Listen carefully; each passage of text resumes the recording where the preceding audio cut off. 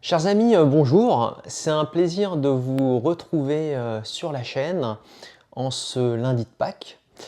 Excellente fête de Pâques à vous tous, en espérant que vous vous goinfrez de bons chocolats.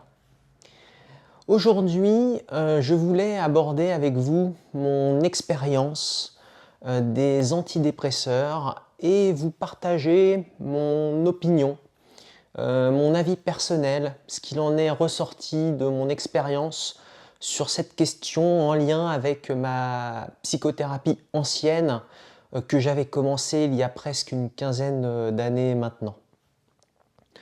En juillet 2009, après 6 mois de thérapie, je me prenais dans la conscience de nombreux matériaux, une multitude d'émotions et de pensées que je n'avais jamais admises auparavant.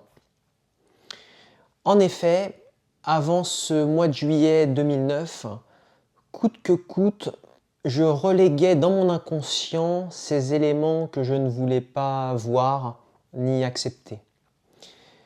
J'y mettais inconsciemment toute mon énergie et cela m'épuisait.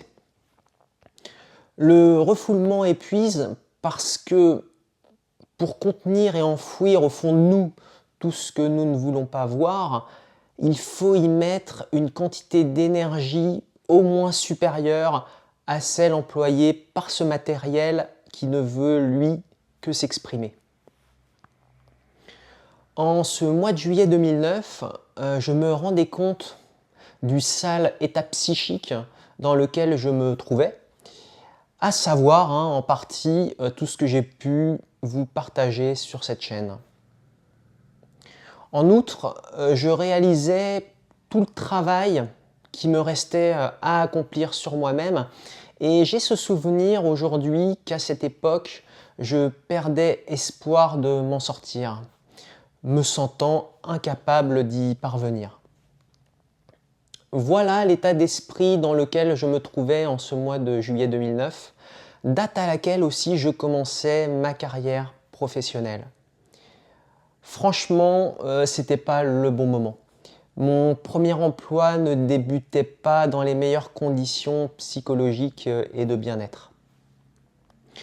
Le médecin qui me suivait s'était judicieusement et justement rendu compte que la thérapie prenait une tournure difficile à la vue des douleurs morales et du poids que m'apportait l'arrivée dans ma conscience de ces éléments que je n'avais jamais admis auparavant. En parallèle, il fallait que je réussisse mon entrée dans la vie active. Et mon médecin, pour ces raisons, décida de me mettre sous antidépresseur. Une faible quantité, sauf erreur, 12,5 mg par jour, pas plus. Je vais vous dire franchement, je n'avais jamais vu d'un bon œil la prise d'antidépresseurs.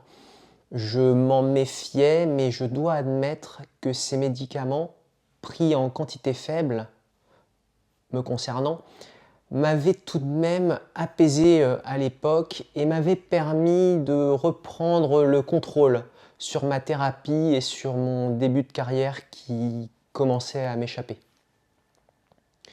Chose très importante à souligner, les antidépresseurs ne faisaient qu'accompagner un travail analytique de fond. Les antidépresseurs ne constituaient pas le maillon essentiel de ma thérapie.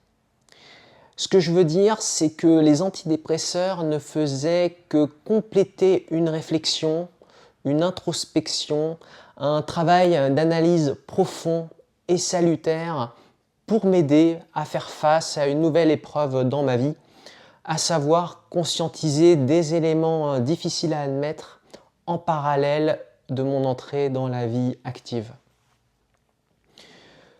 Je me souviens d'une grande fatigue durant les 2 premières semaines en début de prise du médicament, durant le sevrage, mais j'avais ensuite retrouvé une tension et une forme normale, ainsi qu'une lucidité qui m'avait un temps échappé. J'avais retrouvé mon calme et ma capacité à me sonder en toute honnêteté avec moi-même. J'avais alors compris que mon médecin avait finalement pris la bonne décision, je pense. Médecin qui m'avait rassuré que cette prise de médicaments ne serait que pour une période, le temps que les choses rentrent dans l'ordre dans ma tête et dans mon cœur. Et en effet, au cours de l'année 2012, après un sevrage de 2 ou 3 semaines, j'arrêtais totalement la prise de médicaments pour continuer ma thérapie avec uniquement le travail analytique de fond, et ceci jusqu'en 2015, année durant laquelle j'avais décidé de mettre fin à la psychothérapie. N'hésitez pas à me faire part de vos questions en commentaire à ce sujet. Je ne manquerai pas de vous répondre. Je vous souhaite une bonne fin de journée et surtout, faites-vous plaisir avec les chocolats. Portez-vous bien et je vous dis à très bientôt sur la chaîne.